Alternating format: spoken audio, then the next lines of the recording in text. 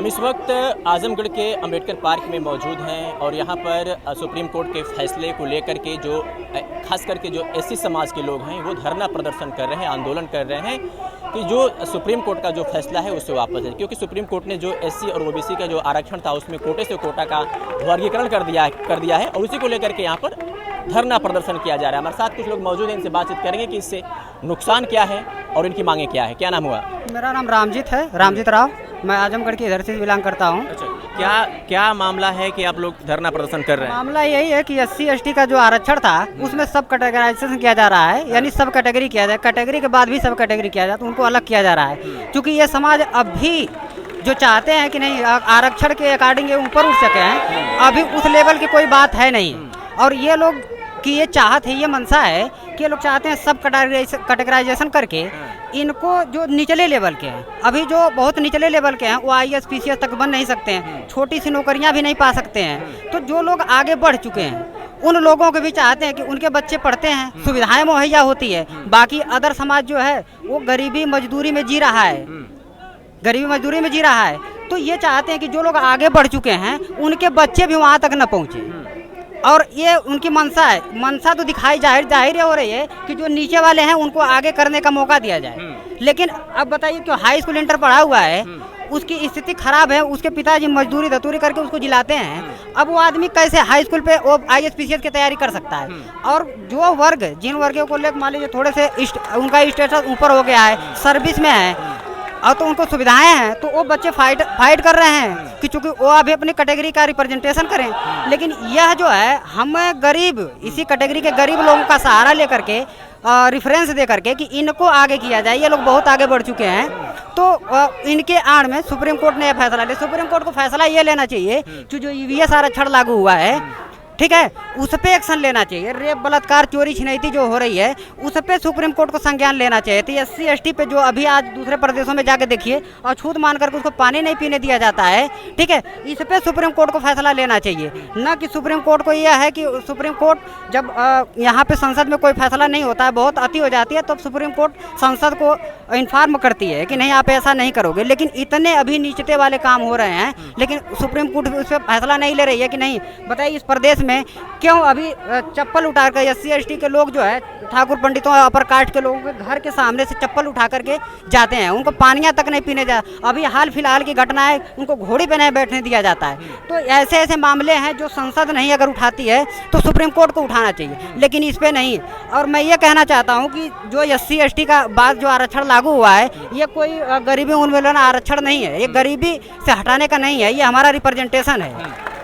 ये हमारा रिप्रेजेंटेशन है, हम अपने समाज का जाके वहाँ अपने समाज को रिप्रेजेंट करें। लेकिन ये लोग उसको गरीबी उन्मूलन कार्यक्रम समझते हैं कि नहीं इससे गरीबी हटती है, लेकिन ऐसा कुछ नहीं है। 49% समथिंग 49.5% आरक्षण था, ठीक है, इसमें कुछ किसी समाज को और आरक्षण देने की बात हुई तो सुप्रीम कोर्ट कहा कि 49% से ज़्यादा आरक्षण नहीं। लेकिन मोदी सरकार आने के बावजूद भी यह 10% आरक्षण रातों रात लागू कर दिए। OBC का आरक्षण 27% लागू करने के बाद भी आज़ादी के कम से कम अभी आज से 25-30 साल पहले लागू हुआ है, लेकिन आज भी 27% नहीं है।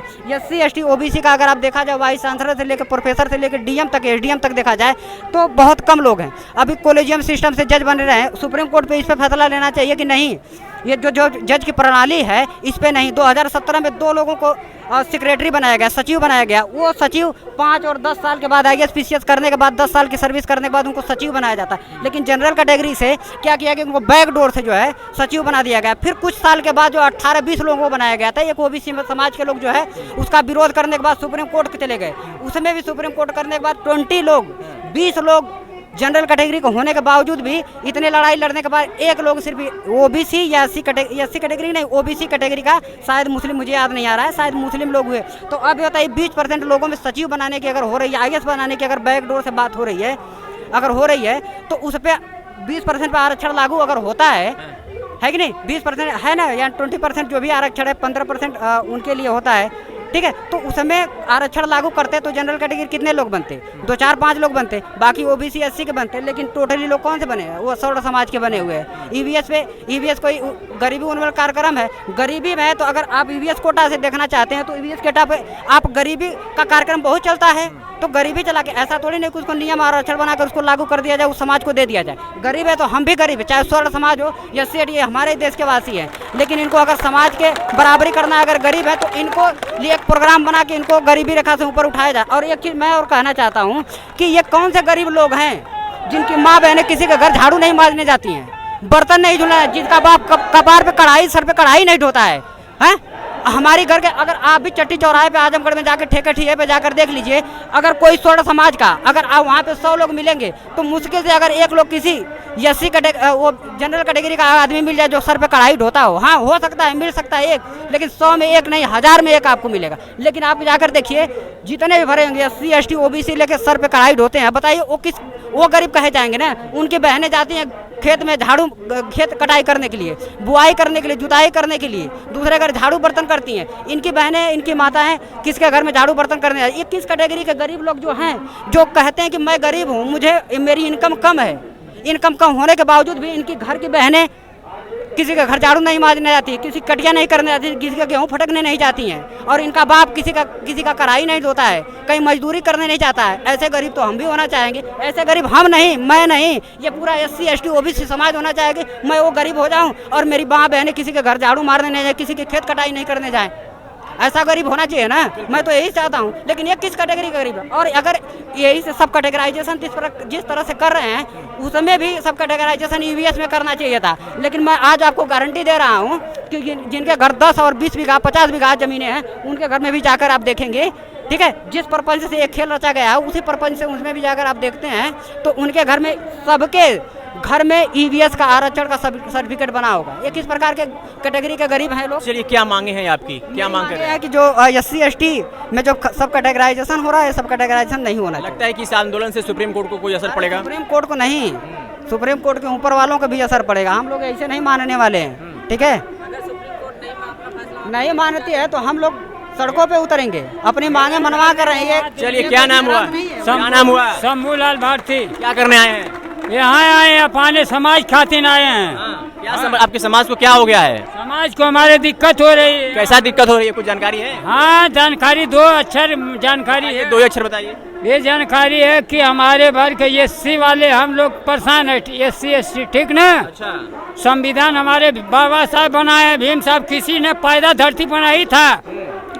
जिस समय अंग्रेजों गुलाम था ना, उस समय हमारे बाबा साहब कैसे कैसे पढ़ ले बता दें, मैं बता दें। बाबा साहब जब पढ़त ना क्यों न पढ़ा ना दे, बाकी बाबा साहब का मेरे इतना शक्ति रहे ना, कैसे पढ़ना लिखना लंदन में। चलिए, उन्होंने संविधान बना दिया, नुकसान क्या हो रहा है वो बताइए। नुकसान ये रहा कि मेरा कानून क्यों खत्म कर रहे हैं? कानून खत्म हो रहा है? हाँ, मेरा खत्म हो रहा है ना। अच्छा। हमारे बच्चे पढ़ेंगे तो वो नौकरी नहीं पाएंगे तो क्या घास करेंगे, बकरी चराएंगे क्या? नहीं, क्या? 1 मिनट। हाँ, बताइए। तो हमारा का नाम है कि संविधान बना है, तो हमारा आरक्षण खत्म नहीं होना चाहिए। अगर आरक्षण अगर खत्म हो जाएगा ना, तो हम पूरा देश के हम लोग जुट के एकजुट होकर फूक दे, माची लगा के बढ़ जाएंगे लोग। ऐसे बोलेंगे आप? हम बोलेंगे, मेरा देश जल रहा है। अच्छा। हाँ, ये सब बोल करके आप दंगा फसाद करवाना चाह रहे हैं मित्र? अरे भाई, हम लोग आपके बच्चे नहीं, मेरे बच्चे नहीं। ठीक है, अपनी मांगों को संवैधानिक तरीके से रखिए ना। हाँ, तो हम ये चाहते हैं कि जो मेरा लिखा है कानून में, बाबा साहब लिखे हैं ना, उसको वहीं बरकरार रख के रखिए, ठीक ना? कोई पैदा धरती पर नहीं था कि मेरा भारत संविधान बनाने वाला, जब अंग्रेज का गुलामी था। चलिए, बिल्कुल। क्या बोल रहे हैं भाई साहब? मेरी बात अगर सुप्रीम कोर्ट तक पहुंचे तो मैं यही सुप्रीम कोर्ट से कहना चाहूँगा, माननीय सुप्रीम कोर्ट के जजों से, कि अगर आपको कोई फैसला लेना ही है, ठीक है, तो जो रेप बलात्कार हो रहे हैं इस पे दृढ़ अपने खुद, अगर संसद कानून नहीं बनाती है तो इस पे कोर्ट खुद कानून बनाए। वैसे कोर्ट को कानून बनाने का मांगे हैं कि जो रेप बलात्कार घटनाएं हो रही हैं उस पर एक्शन लेने की जरूरत है। अभी जो आरक्षण का जो मामला है उस पर अब सरकार को भी ध्यान देने की जरूरत नहीं है। आपकी मांगे